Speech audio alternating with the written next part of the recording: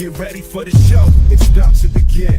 Pro fan talk when we dive right in. Sports talk, hot takes, ain't nothing we lack. We the real fans, nothing holding us back. Mic check, 1, 2, y'all know the drill. We bringing the energy, we keep it real. Touchdowns on liquid air, on the slam dunks on the court. Every sport, every game, we holding down the fort. We breaking down the plays, dissecting the stats. Pro fan talk, we keeping it fat. Debating with passion, no filter, no doubt. We the voice of the fans, we scream and we shout.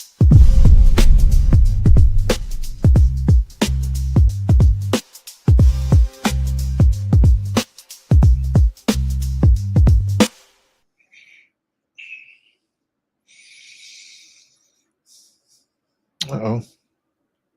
Hold on.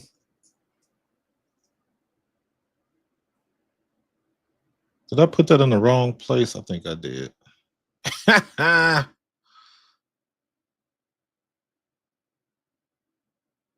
There we go. That's better. What's going on, folks? This is Coach Marcus, Pro Fan Talk. Happy Thursday to you.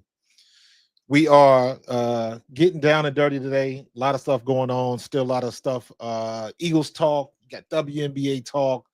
The Phillies were supposed to be dead. Now they alive again. Rick Tocchet is the Flyers coach now. I don't even know when that happened, but it happened. So yeah, good week. Got a chance to play some golf this week. Realize how much I missed it. Realize that I'm still not good at it, but had a good time nonetheless. And one of the guys that I ran into, I met this gentleman almost 3 years now at a golf tournament. He's a former NFL player. Used to play with the St. Louis Rams and the Carolina Panthers. We connected at a golfing event, kept in touch, become friends. And it's somebody I've been talking about like, yo, man, I got to get you on the show. Got to get you on the cast, man. Come on. And he's always been like, hey, just let me know. And Mr. Procrastinator, me, there's always something coming up. So when we hooked up at the golf tourney this past Monday, we was like, I immediately pulled out my phone, shot a video. I was like, we gonna make it happen now. So without any further delay, I'm gonna bring up my man, Mr. Dom Curry. Everybody say what's up. There we go. What's going on, Dom? What's up, bro? What's going on? Nothing much. Let me see if I can get my nope. Wonder why my overlay all of a sudden don't want to work. Huh. Interesting. And overlay. Oh, I know why. I know why. We don't want the WNBA background, so we'll go with the Eagles. That'll work. But what's good, man? What's good? Chilling, man. Chilling. Appreciate you coming on the show, man. I've been talking about this for the longest time. It's been my fault. I've been getting busy, right? Distraction. But I was like, let me get my man on and see what's going on, man. So, yeah, I gotta admit, man, after we golfed on Monday, my wife was laughing at me because I was like, yeah, I'm thinking about buying a driver now. Yeah, man. I was gonna relieve you, but I was like, nah, it seemed like you in your groove. Man, I wanted to, because that driver was old as that. I've had that thing for over 30 years, dude. 30 years. And I never bought another one. Right. I bought that set of irons when I was in Canada. Right. Because they play golf up in Canada, so I bought a new set of irons. So I've kept them ever since. But I never had a really good driver. So jeez, I might just buy one just so I can take it to the range, bro. And then you had that hit where you where you borrowed Brad's, yeah. He had that fat head too, man. And it's like that's the kind of hit, man, that gets you back into playing golf, man. Right. You get that feeling. It's like, oh, I want to do that again. So I think I might get me like a cheap one. Get like 100, 125 bucks or something cheap, and then just take it down to the driving range and just tee off with it for a little bit, just have some fun, man. So, but I'm in the same boat.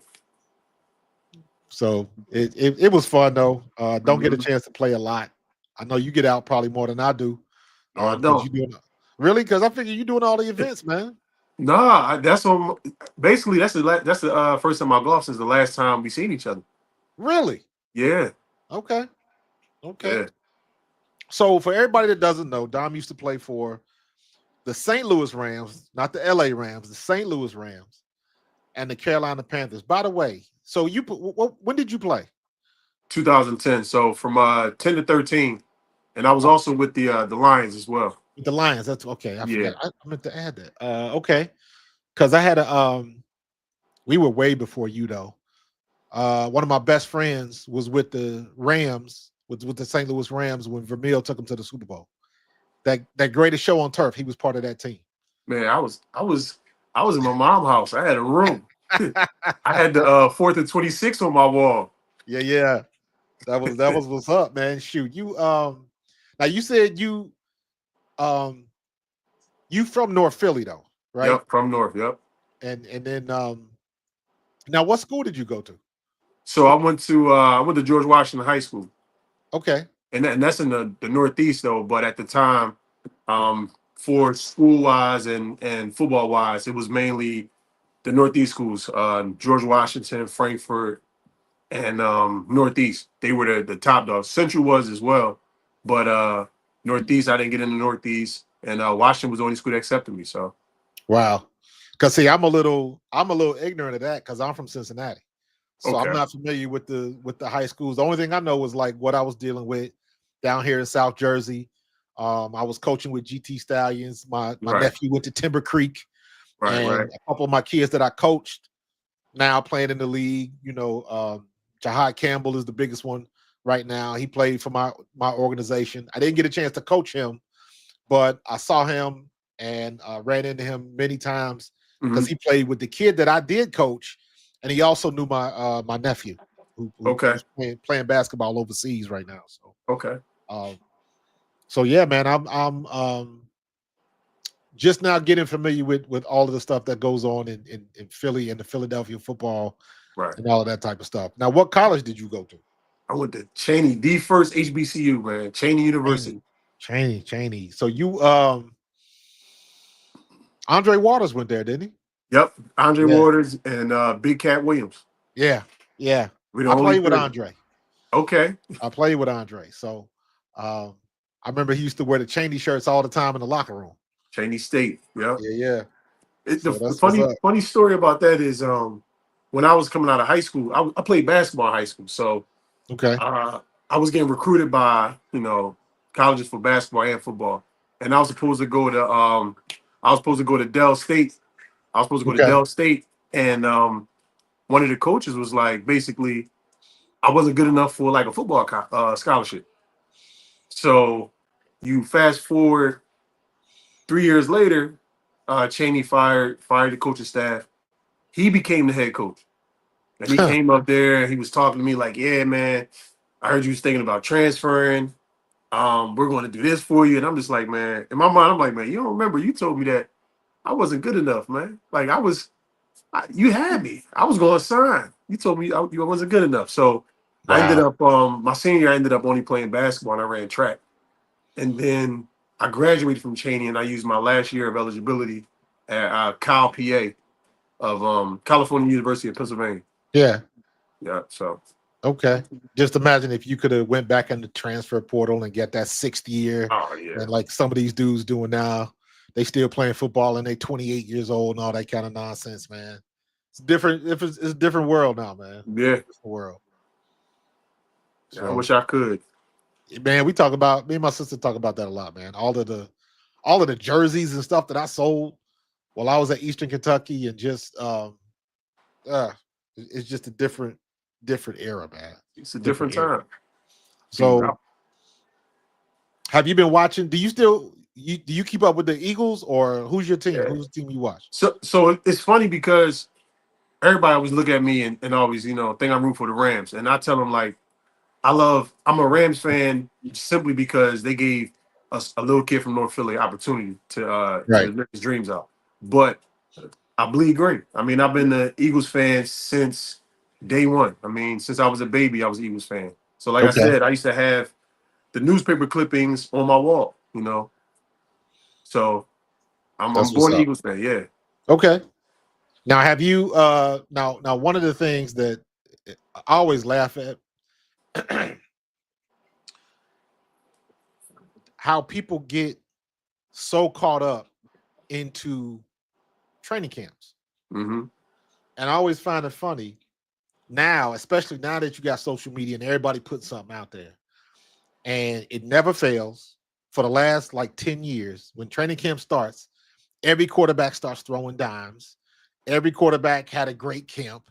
Mm-hmm. Everybody's looking good. All of that stuff. And I'm like, man, pump your brakes, man. It's just camp. They're not doing Yep. anything. They're running on air. They're not, you're not going to see no hidden coverages. Right. And, in training camp, man. And I'm amazed at how now fandom is, they get so just bent out of shape and ready for anything that they go so overboard with Mm-hmm. something as simple as training camp. I saw a video. I don't know who it was. It wasn't Philly, but it was, I can't remember who team it was. Somebody on Twitter, and they were like, "Yeah, we throwing dimes at training camp." And then they showed a video, and the quarterback threw like a 5-yard out to the running back. I'm like, "What are y'all talking about? Like, what are y'all talking about?" Sometimes you gotta boost that confidence, But yeah, see, we look at it differently because we lived that, we saw it, and we know how quickly that stuff can transition. Because, like you said, there's no hidden coverages.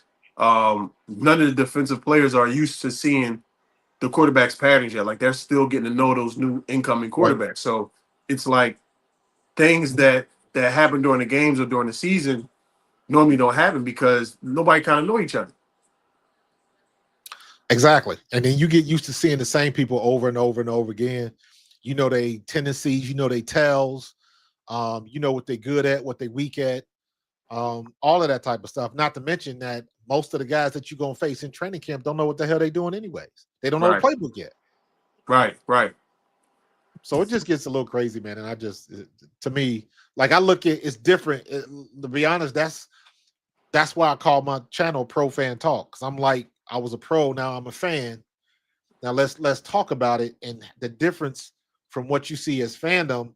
And it's like being in the locker room, it's a little bit different. It's not what you Mm-hmm. think. Yep.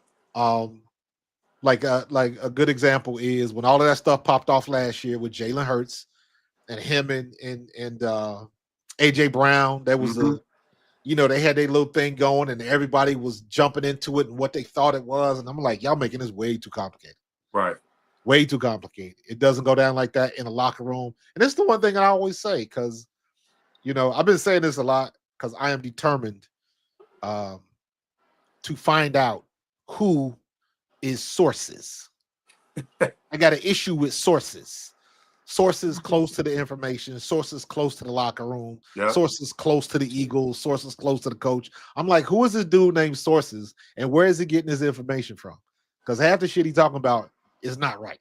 Right. It's funny because, like, when I finally had my first interview, the first thing he told me was just, I was cool with the communications guy there. So he was just like, be mindful of what you say, because whatever you say is going to follow you wherever you want to go.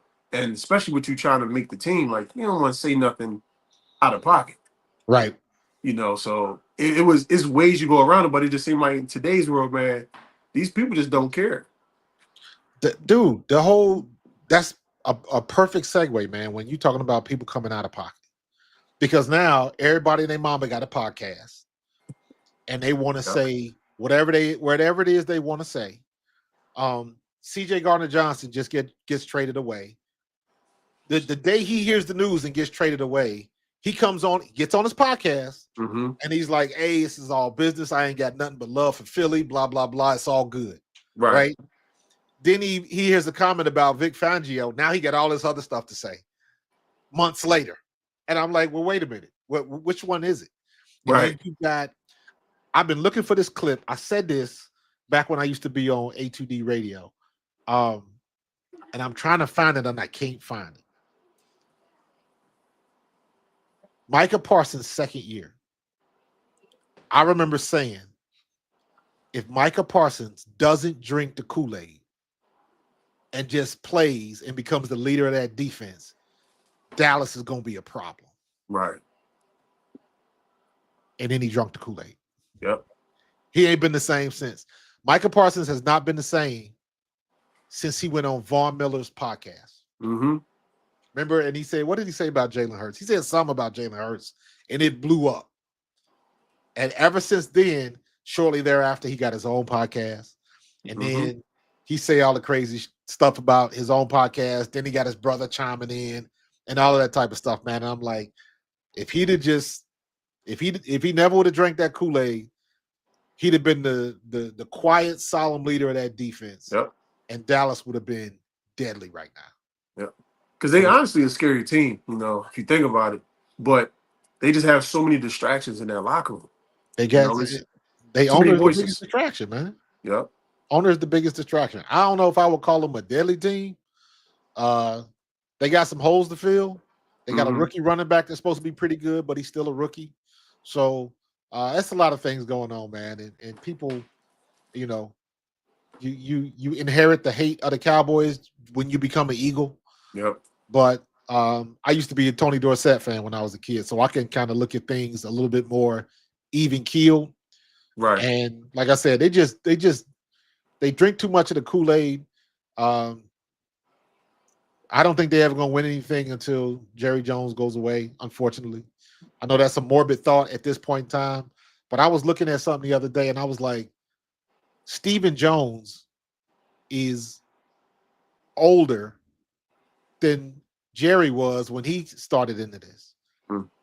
And Stephen Jones got more experience. So by the time Stephen Jones inherits this team, he going to be Jerry Jones's age. That's a weird thing to look at, man. He gonna get out of his own way, man. And the juxtapose that with Jeffrey Lurie, who Jeffrey Lurie's the first year he bought the team was my rookie year. So all of that was fresh. We still playing at the vet. And it was just different. And to see it go from that to what it is now, where people want to come to Philadelphia, they want to be a part of this team, right, in this city and part of this organization, man. Like you could not, that wasn't happening back in the 90s, bro. That wasn't happening after the 90s. Especially after, like, what happened with Reggie White and all of that type of stuff. Right. It was just crazy, man. And just to see where we are now and the way things happen now, man, that's incredible to me. So we were talking a little bit on text, man. Tell me about your time in St. Louis, bro. I got fond memories of St. Louis, man. it was a fun place, man. I learned a lot. Somebody like Steven Jackson, who's a wonderful person, just not athlete, but just person. Yeah. And the funny thing about him is he allow you to earn your stripes.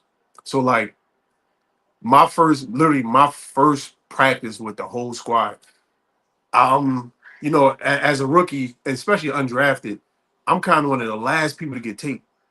Yeah. So I'm like literally waiting. I'll be next in line. Then here come a left tackle. Here come the starting line. Here come Laurinaitis.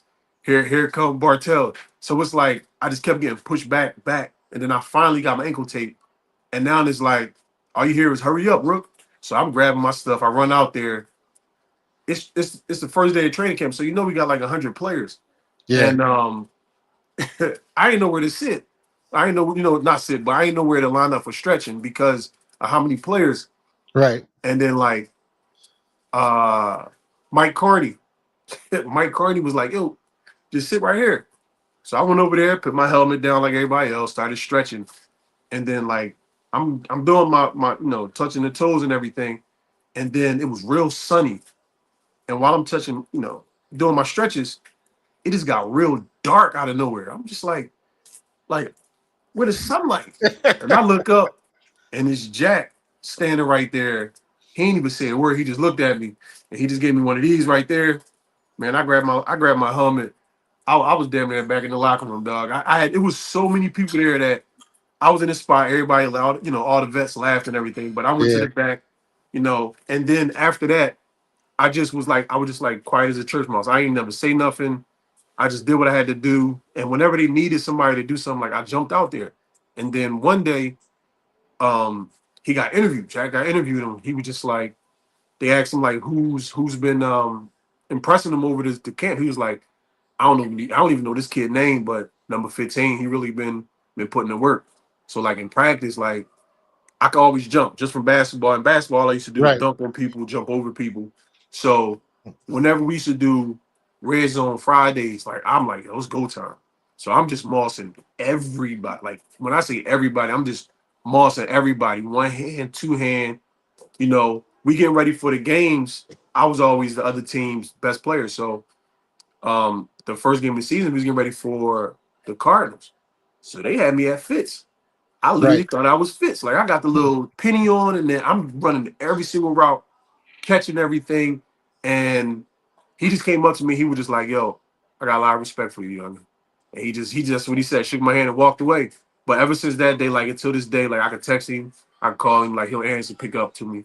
Whenever I go out in Vegas, I always reach out to him. He always link up with me. So like, That's I what's really up. had to like earn them stripes. Yeah, man, because they'll abuse you. They'll I remember we had uh we had Tony Brooks and Saran Stacy, and it was me and Vaughn Heber. Hmm. And we were two undrafted free agents at the same spot. And we would have these jokers telling us to go the wrong way on purpose.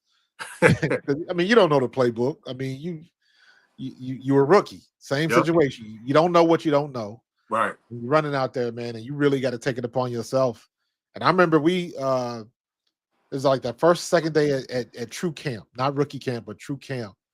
Well, we was because we roomed together, and it was like, man, it was like we got to get in this playbook because we got to help each other because they ain't gonna help us. Yep.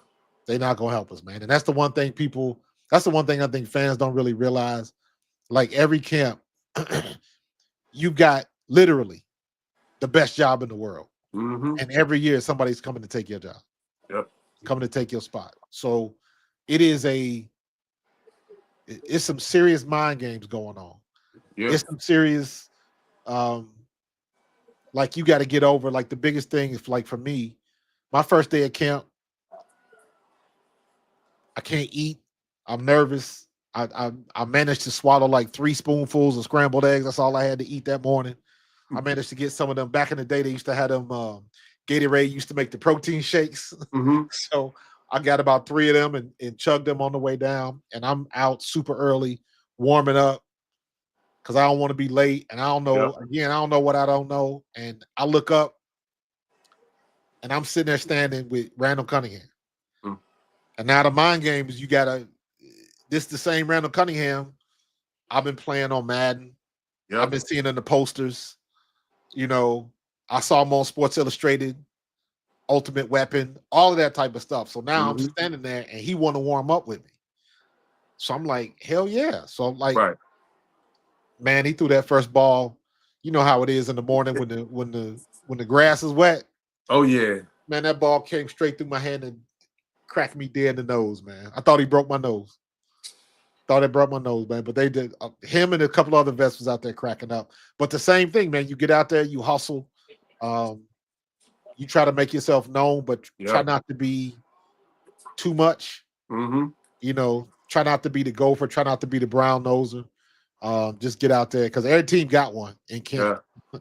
Every team got that dude that's louder than everybody else. They got the dude that's trying to fight on every damn play. Yep. Um, and then the one that wants to loud talk to everybody and act like they know everything when they really don't. So Hmm.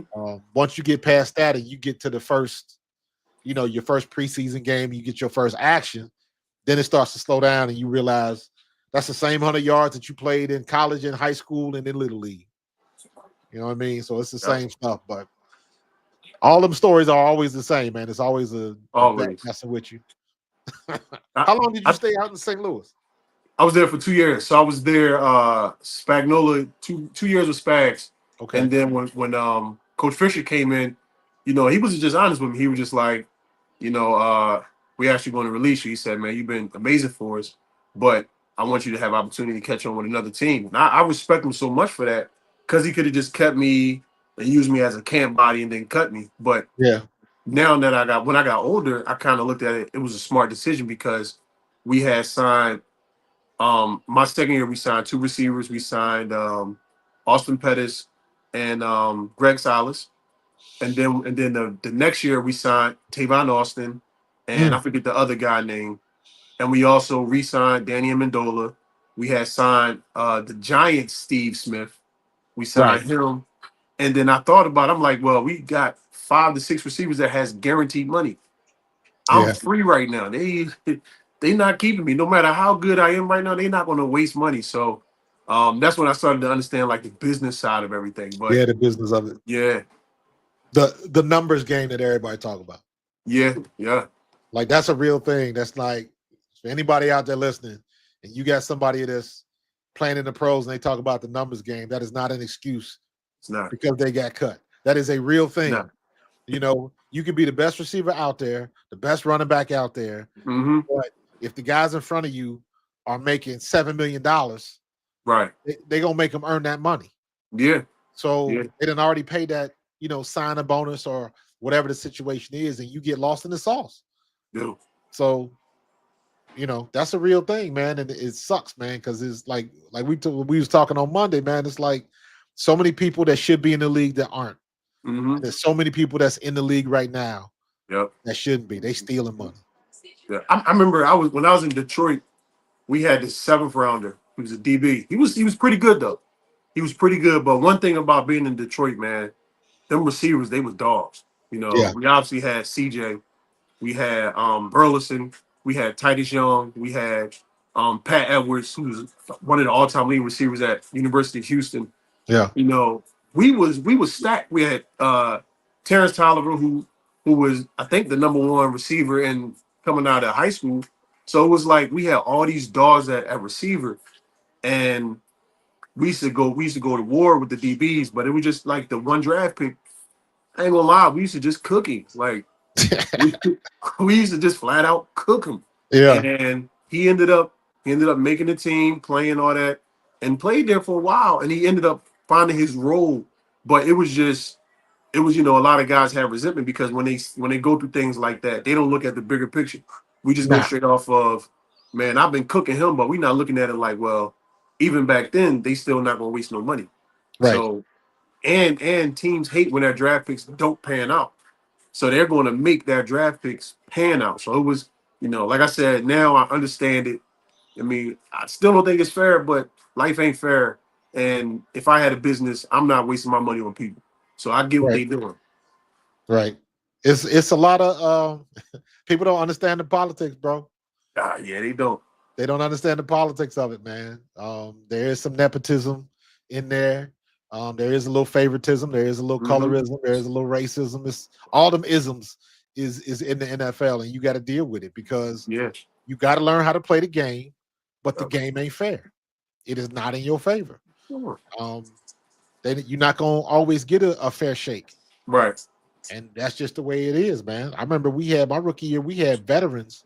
We had a bunch of vets that got hurt and we had starters, our defensive starters playing on special teams. And I'm like, Nah. man, let me run down and make a tackle or something, man. But Right. they don't want to do that. And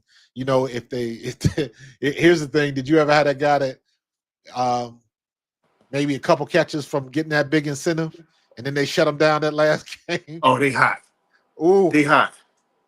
that's a shame right They there, man. hot. Rightfully so. Rightfully so. You cost somebody $500K or $1 million because you wouldn't let him get 5 catches. Something like that. And it Yep. takes somebody, unfortunately, somebody getting hurt or something drastic like that before they Uh-huh. let you get your true opportunity, man. Right. So a lot of stuff Yeah. going on, bro. Yeah. I didn't really have to. Honestly, I didn't really have to go through that because, like in St. Louis, we ended up getting Brandon Lloyd, Mhm. so he came over. But I mean, he was a dog. We had Mike Sims Walker, who was a dog, Yeah. but they were good guys. They were good locker room guys. Right. Outside of them being the stars that came to our team, they were good guys. And then Detroit, everybody had their role as far as the receivers in Detroit. Everybody knew who we throwing the ball to. Right. We It's, we Mega, it's knew Megatron all day, bro. all day. We know who we throwing the ball to second, which was Nate. Nate. And then Yeah. we had Titus in the fold, and then we had the tight ends. We had Pettigrew, and I forget the other guy's name, but like it was everybody roles has just been set in stone. There was no animosity between them. Like all the receivers just loved each other. Between receivers, running backs, tight ends, quarterbacks, obviously with Matt. Like we all just loved each other. And then same thing when I was in Carolina. Everybody knew they role. You know, Yeah. I actually funny thing is I moved to tight end when I went to Carolina. How they move you to tight end, bro? So I like to eat food, man. You know, no, we're right. So in St. Louis put me on weight restrictions. And if I weighed over, I had to wait. I couldn't weigh over 230. No, it was 220. No, it was probably 230. I couldn't weigh over 230, and I couldn't weigh under 226. I wasn't worried about the under. That was easy. It was just the over, man. I was coming in every morning. You know, they weigh you early, so Yeah. I'm coming in every morning at like 228, 229.5. Like I'm threading the needle. And then when I got to Detroit, it was the same situation. I'm constantly weighing 228, 229. And then when they released me, I had a conversation with them, and they was like, "Yeah, man, we're gonna bring you back as a tight end." So I went home, started working out with the trainers in Philly, level 40 in Philly, started working out with him, started running with Coach Tone, because by me putting on the weight, I wanted to make sure I keep my speed up. And I went back as a tight end. I felt good. I'm like 255. Like, Damn. I'm solid. So, but that year when I came back, man, we had drafted a 6'7" from UCLA. Oof. we signed a six. I think he was 6'8". His last name was Williams. He played tight end for Alabama. He couldn't catch to save his life, but he'll block you from the line Right. of scrimmage prior to your crib. Like he was solid when it came to blocking. And then you just had little old me at 6'3". So it's like I already knew what was happening. Right. So they cut.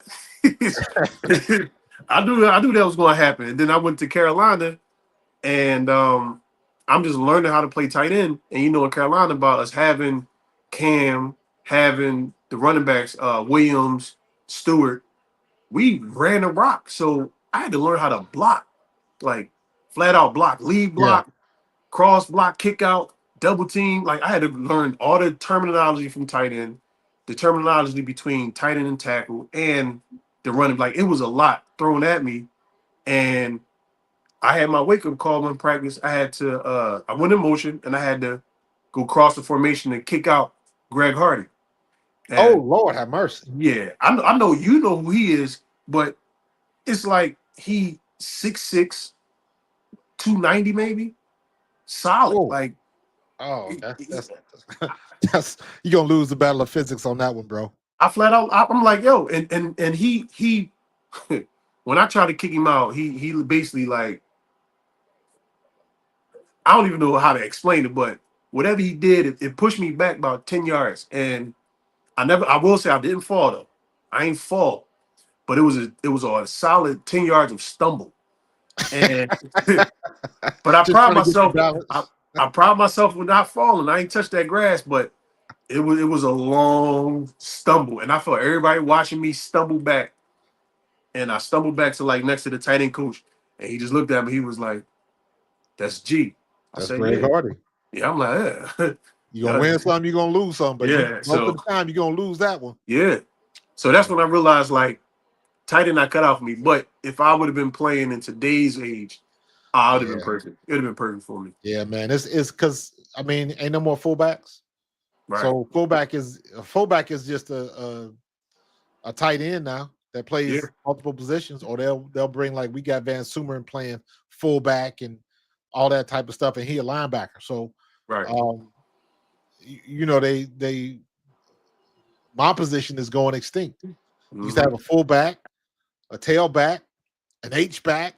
Yep. They would put backs everywhere. Now it's like you got your main. It's a main back, Mhm. and then you got like what San Francisco does, where they bring what's his name, Usage. Yeah. They drop him back in the backfield. He'll go in motion and he'll block like a fullback.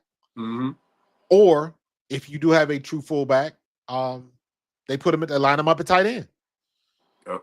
So that's like a hybrid position nowadays, man. So Right. it's kind of like the edge and the linebacker, the off-ball linebacker now. So they pretty much one and the same. So it's a lot of different, man. Yeah. Well, shoot, when I was playing, like we didn't have our offense didn't have a true fullback.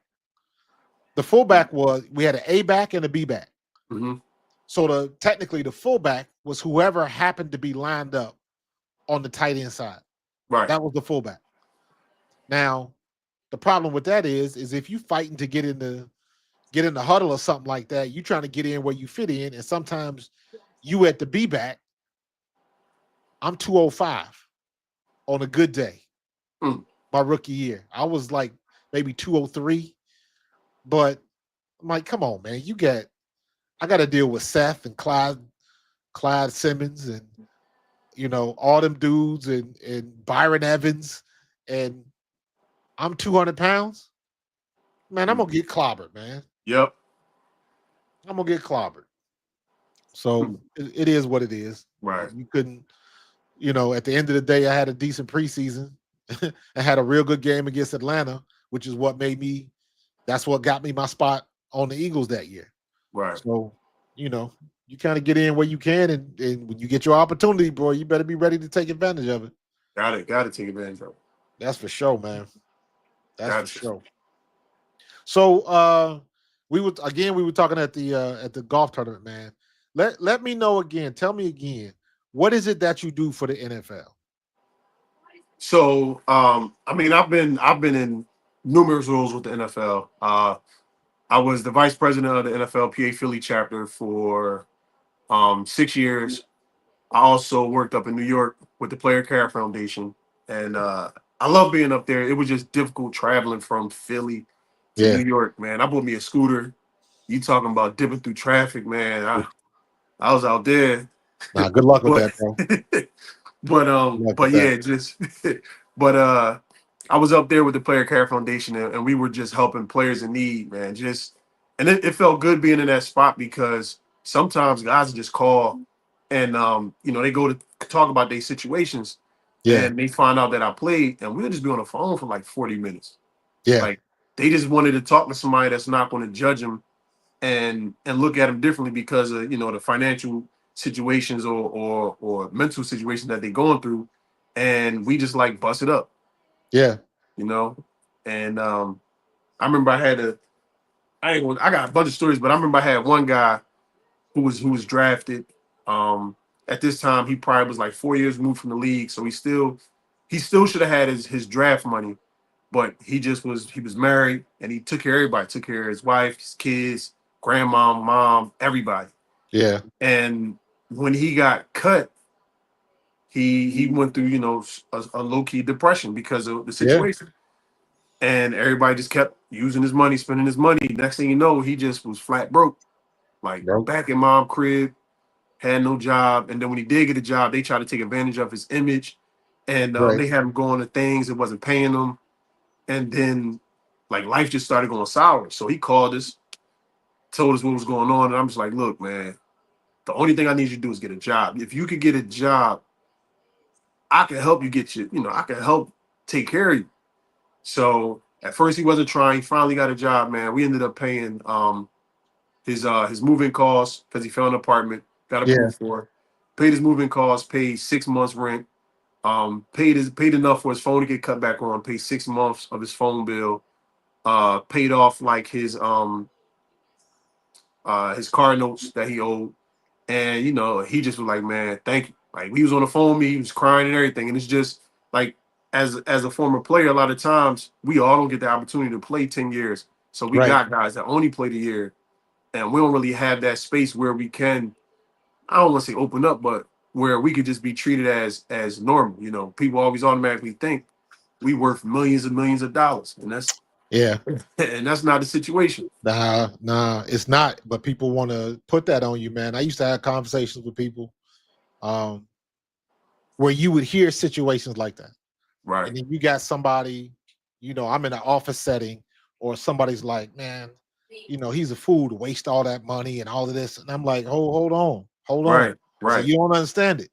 You don't Mhm. understand. And like, it might be a situation where somebody didn't know who I was, didn't know that I used to play Right. like that. It's a whole different ball game. Like, Yeah. you're not gonna sit here. Don't sit here and act like you're gonna put your Honda Accord lifestyle on somebody that make Mercedes-Benz money. You Right. ain't gonna do that because if you was in that situation, you wouldn't be driving that Honda Accord. You wouldn't Mm-hmm. be living in that house. You know what I mean? You would Right. upgrade a little bit. Your kids would want a little bit more. Your wife definitely would want a little bit more. And all of that stuff costs money. And what Mm-hmm. people fail to realize is that you live in that lifestyle, and when it stops, you still owe them bills. Yep. Still in that lifestyle. You know, just because you got cut, that Mercedes, you know, it doesn't care. You still got that $800 a month payment. Yeah. That was cool when you was, you know, you was still on the squad making, you know, 18 G's a week or whatever it is. Yeah.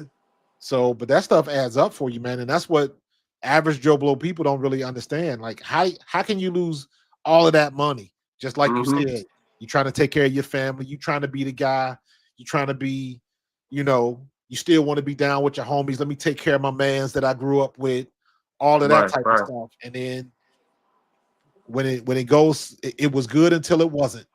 Yep. And then when it goes south, it really goes south. Because I'm in that situation where just playing 1 year and just calling and trying to get some things. It's like I'm in a whole different space. Mm-hmm. I think we talked about this the other day when I was like the Brad asked me this. It's like, what would I do different?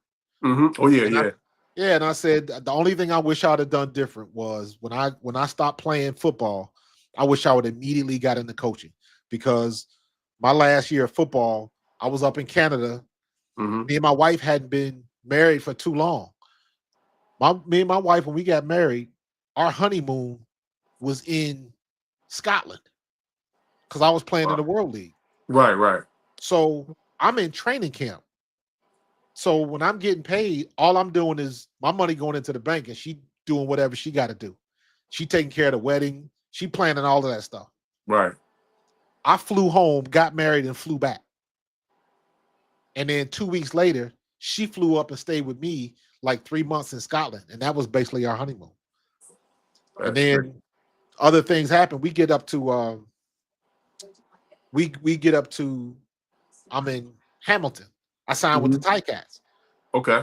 And she wanted to come up there with me. And knowing how the business is, I'm like, I don't know if I want to do that. Right. Right. She had a good job in Philly, but she wanted to lead it. She had to leave the job to come up there to stay with me. So, long story short, the guy that signed me in Hamilton, he said, listen, he said, if you make the team, we'll kick in some extra money as a starter's bonus. Mm-hmm. So that'll supplement whatever, you know, your wife making. So I was like, okay, so this is what they're going to do. I make the team. She moves up there with me. We're horrible. We start out like 1-5. Mm. We're going into week 7. I'm still deemed the starter. They call me in the office and cut me. And I'm like, wait, what? Guys in the locker room didn't believe. They thought I was joking. I was like, fellas, I just been cut. Mm. They thought I was BSing with them. So then I had to go up, you know, I'm still up there. We had to play the game, call it an agent. And you know what the teams say. You know, you get that coach speak from the teams. We know you're available. If something pops, we'll give you a call. All of that Yep. type of stuff, man. And then I think me and my wife stayed up there for like almost a month. And it was like, I know what this sounds like. I know what this looks like. And we got an apartment up here. We paying for the house in Jersey, and we both unemployed. Mm. Like, nah. Like, I can't do that. Right. Everything in my apartment that wasn't rented, I sold to my teammate for $150. Mm. I was like, bro, just come get it. Right. Come get it. And then everything, we sent it back. The lady let me break my lease, my 6-month lease, man. And then I just like, hey, I got my degree. And I started pounding the pavement. Right. But I had such a bad taste in my mouth from that experience. I was like, I ain't want nobody to know I played. Mm-hmm. Now you go through the mental games. I don't want nobody to know I played. Then if somebody gonna eventually find out you used to play pro ball. Right. And then what's the first thing they say? Man, what you doing here? And how come you ain't out there? I'm like, if it was up to me, if it was that easy, you know. So, you got to go through the mental mind tricks, man. So for me, I kind of shied away from it, man. But I wish immediately I would have got back into coaching, man. Right.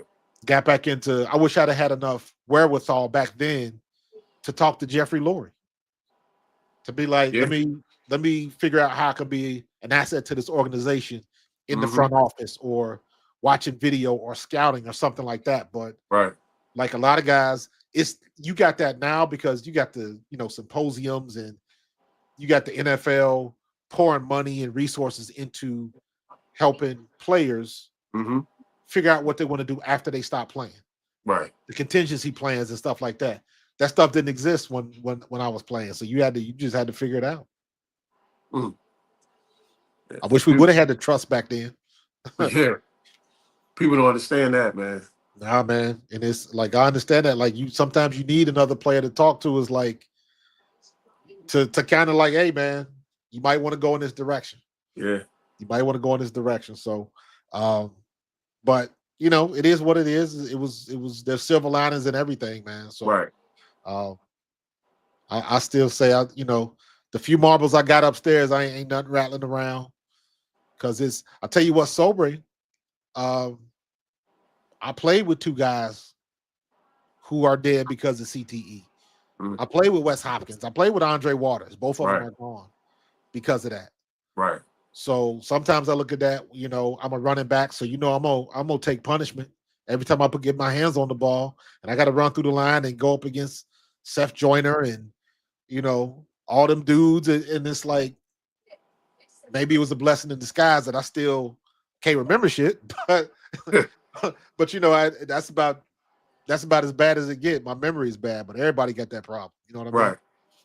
So, It's funny that not funny, but the fact that you talk about it, because how you said that you should have gotten the coaching. Like, I kind of jumped into coaching once I finished, but at the high school and youth football level, and yeah, like now I'm transitioning to just dad mode now because my kids are in high school. right. But when I talk to the parents, I tell them, man, stop having your kids playing spring and fall football. I'm like, I know they're Yeah, good. I know that's what they want to do. I said, make them play flag in one of the seasons, because if you think about it, if they 10 years old, by the time that they are 20, they literally have 10 years, 20 years, 20 seasons of kind of contact sports if they keep playing in the spring and the fall. Like, you yeah, got to think about that.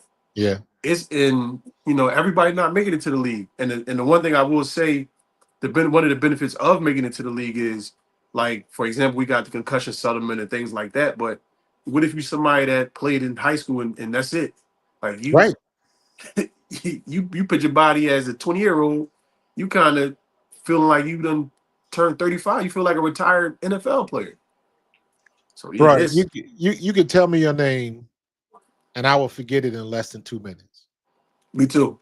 But I can tell you, speaking of St. Louis, I used to play for the West Coast Vikings, Hmm. right? I was 10 heavy. That was my first year of organized football. My dad was one of the coaches and all that kind of stuff. I remember my first concussion Mm. was when I was 10 years old. I was a nose guard. We played against a kid that used to play for us. And I remember this kid because his dad at 10 years old was letting his kid lift weights. Mm. Now, he was like a wrestler and stuff like that. So even at Right, 10 years old, you could tell he was bulky. right. He goes to another team and he's the fullback and I'm the nose guard. And I remember on one play, center must have done the wrong thing. I go right through and helmets just did like that. We both went down, but I remember that was the first time that I hit somebody and my fingertips started tingling. Mm. And then you get the little sparkles in the corner of your eye. Yep. First time that ever happened. And then in my fingertips, it took a minute for it to go away. I never felt that before. 10 years old. So just imagine, to your point, that punishment just doubled up and doubled up and doubled up. And Mhm. luckily I played football and baseball so I could, separate. I was a baseball kid, not a football kid. Right. I was a late bloomer. I didn't start till my senior year in high school. So I thought I was going to play baseball.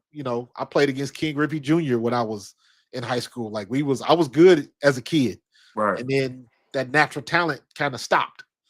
And then my football, because we was a football school, the football kind of took over. But to your point, man, just that doubling up on that punishment, man, and that's I think Sure. I agree with you, man. I think flag football is going to be huge in about another 10 years. About another What, 10 what, what's your take on the one guy that said that he feel like they could beat NFL players in flag football? Like they don't want the NFL players to play because now it's becoming an Olympic sport. Yeah, Like what's your take on that? I disagree. I disagree. That Right. again, this is a social media thing. So Hmm. because you run fast and you saw Speed or Kai Cenat run with Tyreek Hill, you think you can do that with everybody? It's like, nah, Right. you cannot. You don't understand. You know, when you going up against somebody that's 6'6" and can still run a 4.3. Hmm. So yeah, you might be a little bit faster than them, but when that ball comes in the air, you ain't out jumping them. Right. You ain't out muscling them, and just like I just think people have no idea of how strong and or fast NFL players actually are. They don't Yeah, have a they clue. definitely don't. Nah, They they definitely don't. don't. They don't understand what it takes to play this game. They don't. And they people think it's easy, and like I remember, like I took like staying in shape serious then because I'm like, man, like I said, you always got to find, if you're not one of the stars, you got to find your role. And for Yeah, me, I was like that fifth, sixth receiver. I could be brought in to block so that you don't have to change your formations and personnel. Uh, and then I'm the guy that could go and catch a jump ball. right. But I realized like understanding my role within the team kind of helped me along the way. And then when I kind of got, I don't want to say beside myself, but when I started looking at myself like more of like a receiver, I started realizing how good of a receiver I was. I saw the political side. Right. So with the Rams and Spags, he just had that workhorse mentality. So all I did was just, man, I was like, look, I'm gonna be in here blocking my tail off, catching what I got to catch, and that's what I did and played special teams. And that's when I got my first concussion in the league. I was on. We was playing against the Browns in the preseason, and I know but when you start in preseason, especially like that second, third game, when you Yeah. starting on all four phases of special teams, Woof. you yeah you that's you Bad might as well up. say you will start. You might as well get on there and start and say your name in school when they do the lineups Right. because it's not common for undrafted as rookies to start on all four phases of special teams. But that's what I did. I was on all of them. And I was on punt team and I was going against, I think, Sheldon Brown, and I Hmm. forget the safety. I think it was Sheldon Brown, but I forget the safety name. And they just kind of like manhandled me, threw me down in the dirt. On punt and punt Make sure you stay return. down. Yeah. Yeah, it ain't no rules. So they just like they won't let me up. They just like push me down. And then eventually, I don't know what clicked, but they just stopped. They just literally just stopped. And when they stopped, I hopped up and I took off, started running. The returner broke. He broke loose for like 20, 30 yards. And I just met him. Wow, right by the sideline. Made him fumble. He got a concussion. They took him out the game. I got up. I can't be hurt, so I'm running around, swolled up. I had my chin bleeding. They had to stitch my chin up. Then I had to go through the concussion protocol. Yeah. And the fact that we're trying to make the team. I'm in my mind. I'm like, yo, I don't care what they say. They not taking me out this game. Right. Like Exactly. I don't care. Exactly. So I don't know how I was able to get through the concussion protocol, but I ended up playing, got a couple catches, made a couple more stops. But it's just that mentality, man. It just kind of like Yeah. now. Back then, we wasn't thinking. We wasn't thinking business. We just like, look, I just want to play. We really had a Yeah. true passion for the game. And plus, And you realize that this might be your only opportunity. you can't if what they say, can't gotta get out the club if you ain't in the tub or something like Yeah. that. Like you Yeah. can't. Nah. You did not want to give up that opportunity Nope. because you never know what could happen. Right. You never know what could happen. You Right. get that call like, hey man, come on up, bring your playbook. We had to sign this person because that person got hit. Now we got too many tight ends. Now we got too many running backs. So Yep. we had to shuffle some things around. So unfortunately, we really love you. Good luck to you. And it's Yeah. like, you know, I tell people, I said, man, whatever profession y'all in, just think every Tuesday, your boss got somebody coming in interviewing for your spot. exactly, man. Literally every Tuesday. Did you sneak in the locker room when you made the team? So I had to because I tore my ACL my rookie season. Hmm. Yeah, so playing against the Redskins, going up against Donovan McNabb. No. I'm talking about the last cut day of your rookie year Uh-huh. in camp. The final cut day. If you make it past this cut day, you made the roster. Yeah. And I remember like creeping in the locker room, looking around to make sure somebody wasn't sneaking up behind me trying to tap me on my shoulder. Oh nah. Nah, it was different. So for us, the years that I did make it, they just didn't call us. And they were just like, if you don't get a phone call, we'll see you in the meeting room at 6:30. Right. So if we didn't get like it was me, Keith Tosin, Darby, like we all stayed in the same hotel room because we ain't nobody want to be by themselves. So we just Right. always in a room. None of us got a call, and we showed up the next day at that meeting. It was weird because I never experienced nothing like that. But yeah, we showed up the next day and looked around and went from 100 people. Well, no, not 100, but 75 to 50, 60 maybe. Man, don't most people don't understand that feeling when you walk in that locker room and you see your name above that locker. At Right. least you're gonna be there for the next week. So It's crazy. you made it to the top 1% of the class. Yeah. It ain't easy to do. It's Oh tough. man. It's tough to get there, it's tough to stay there. Right. So but listen, man, it's so different now with just the way everything goes on, man. There's too many stories and everybody want to be in your business. And Mm-hmm. it's like, that back to that guy named Sources again, man. Is everybody looking for an angle, looking for a story, Right. and most of the stuff you hear is so far out of bounds, and it's where y'all getting this stuff from? This Right. this isn't remotely how it works in a locker room. I don't know what somebody told y'all, but like no, like there's nobody in the locker room snitching. Right. Because if the guys in the locker room found out one of the guys was snitching, that would be a problem, Mm-hmm. a big problem. Mm-hmm. And So, you don't want that name on you. oh my God, no. And they just think it's commonplace to just, hey, somebody's leaking information. It's like, well, it Right. ain't coming from the players. Y'all need to stop that noise, man. So, Yep.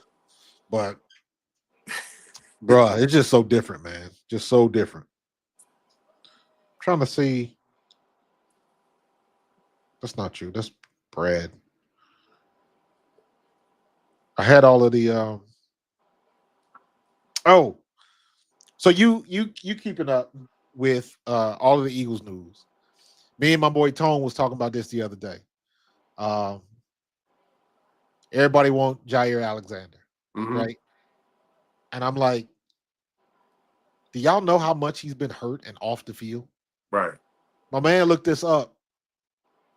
He's missed 64 games in 4 years or something like that. He's missed 2 years worth of football in four seasons. And they still acting like they want to bring him in, they want to sign him. And I'm like, he ain't gonna be able to stay on the field. Right.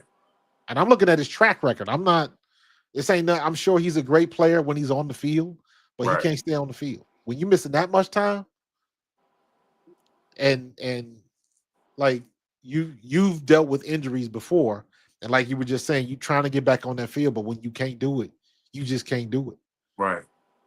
And it's going to costing us. And I'm like, I don't want him here if he can't be on the field. I was about to say because he's coming with a tag too. Is he not? He not making that minimum. No, he trying to get paid. But he doesn't spend so much time in the training room. He should be a doctor. Well, yep. But that kind of goes to your point about like the politics and stuff like that. And it's like, ain't no, if it was anybody else, it would be no question. Right. Like, hey, good, you had a good run, you know, good luck to you. Thanks for your service. Right. But some people, they get that, I guess they get that name, they get something. Mm-hmm. And doesn't matter how many knee surgeries they've had, doesn't matter how many shoulder surgeries or hernias or popped Achilles or whatever, somebody's gonna sign them.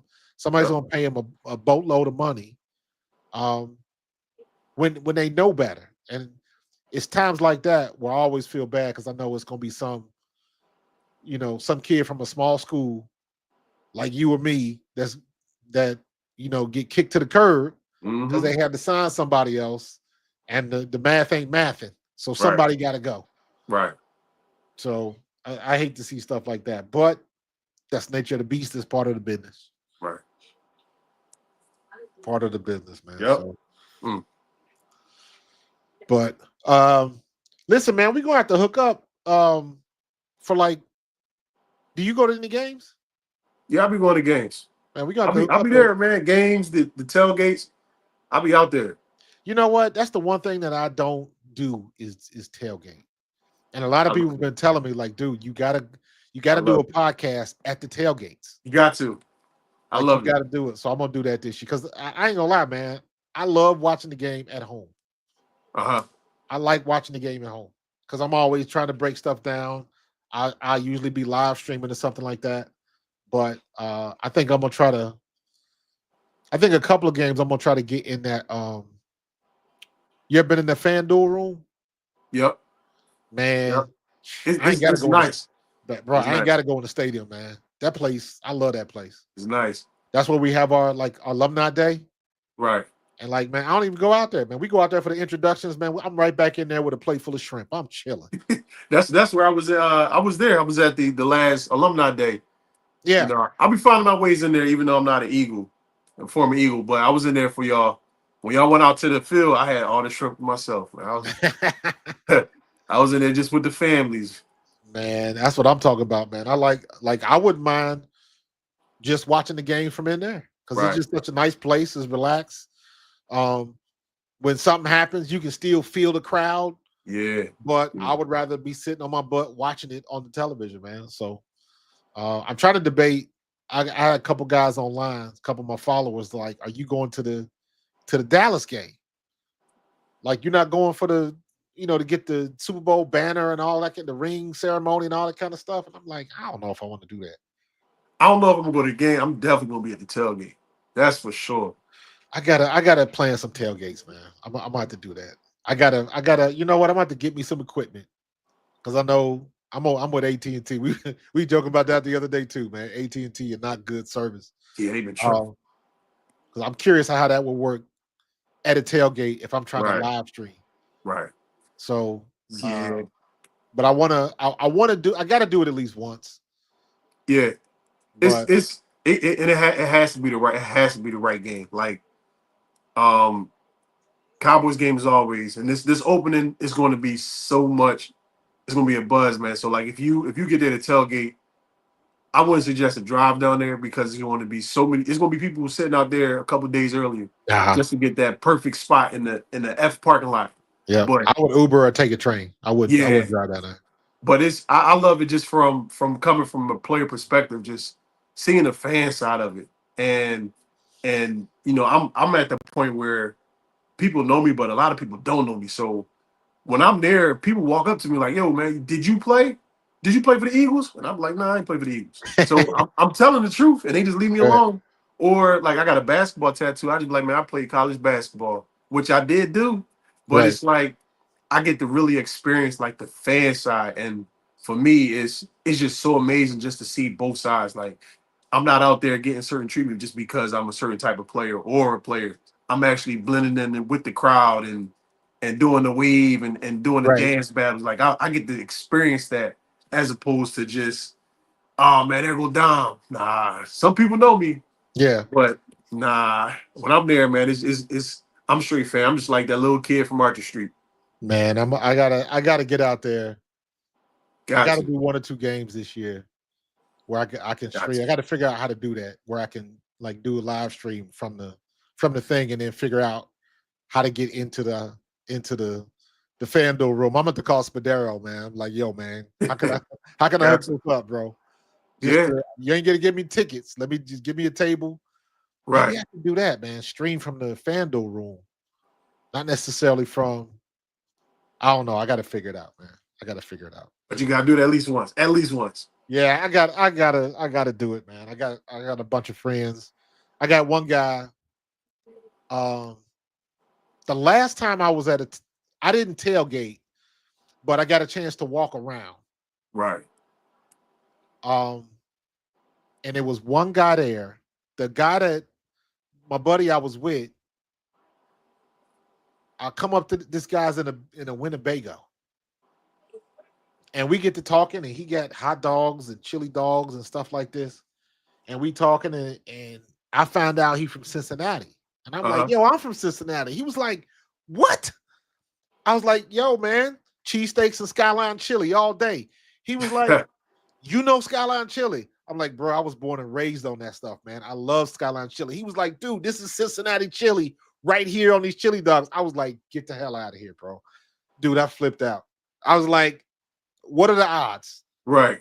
that I would find a dude from Cincinnati with Cincinnati chili in like that whole thing, man? So, like Y'all you never became know best what you're friends, huh? going to, man. Yeah, bro. It was that I was tickled to death in Right. that situation, man, because I'm like, that's a 1 in a million thing to Yeah. me. So, on that note, I got to try to find a way to get there at least Gotcha. once or twice. I'm gonna try to do 2, Uh-huh. but I ain't gonna lie, man. I like cooking, so I'm a barbecue dude. So I'm that dude that's over the smoker on a 12-hour brisket cook. I'm that dude. Right. So, but I'm gonna find a way to do it, man. That's a good way to get the podcast to grow, bro. Yeah, I'm still young, so I'll be out there mixing with the people. So All right, that's man. We why have that's to where I be going. organize the time. I got to get you up to see Barry, man. I got to go and see Barry. You know Barry. What's his last name? He does this whole. He's got a huge. He converted like his barn on his property, Hmm. and he made it a huge Eagles, basically an Eagles nightclub. That's what it looks like. Or, Barry Vagno. I think it's Vagnoli. or and I'm then on. it's I'll in send you PA. some of the stuff, man. He's in PA. It take an hour to get up to his place, but he has like an Eagles party like every game, like Wow. to the point where like it shuts down his neighborhood because there's so many people parking in the neighborhood. Like Wow. it's one of them type of things. And this place is huge. Hey, yeah. So Count me in. I got I Whenever you gotta going, let me yeah, know. yeah, man. I gotta get out and get out. Get up and get out this year, man. I got a good opportunity to take this podcast to the next level. So Right. I gotta do some tailgates this year, man. So I got Gotcha. one guy that keeps hitting me up on Discord. Like if you go to the Dallas game, let me know so we can link up at the Dallas game. I don't even know this dude. It's just strictly from YouTube and Discord. Right. So I'm gonna try to take advantage of some situations like that, man. We'll see. We'll see what happens, man. What can the NFLPA do for me, man? Can they get me some equipment? Uh, I, I mean, if you create a nonprofit, you know. This is definitely not nonprofit. But all right, brother, man. This has been fun, bro. We got to do this. Yeah, again. man. We got a We got link. to do this again, man. I appreciate you coming on, spending some Always. time chopping it up. Hey, man, if you ever got something going on and you want to put it out to the masses, man, let me know. You can come I on for sure a couple will. minutes. Let me know what's going on, and we can project it and send the link out to people, man. We get it done. Yeah, I got some stuff coming up. So once it completely get finished, we're going through contracts. So once that stuff get finished, man, I'm gonna let you know. It's something big. All Something right. big for the city. So I'll let you know. All right. Let me see.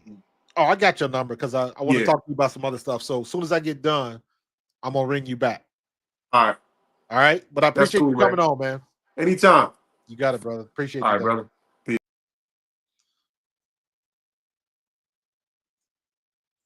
So yeah, that was my man Dom Curry. We played golf together the other day.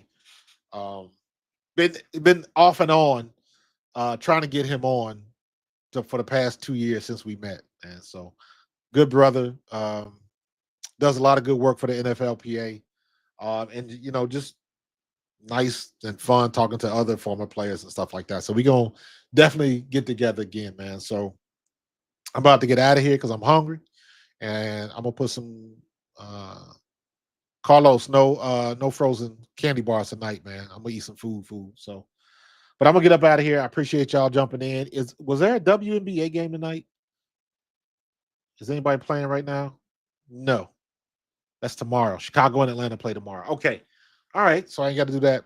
But I'm gonna get up out of here, man. Appreciate y'all jumping in, and we're gonna do some more tomorrow. I'm gonna be streaming tomorrow. Y'all know how it is. But I'm gonna get up out of here. I appreciate y'all, and I will talk to y'all later. Go Birds.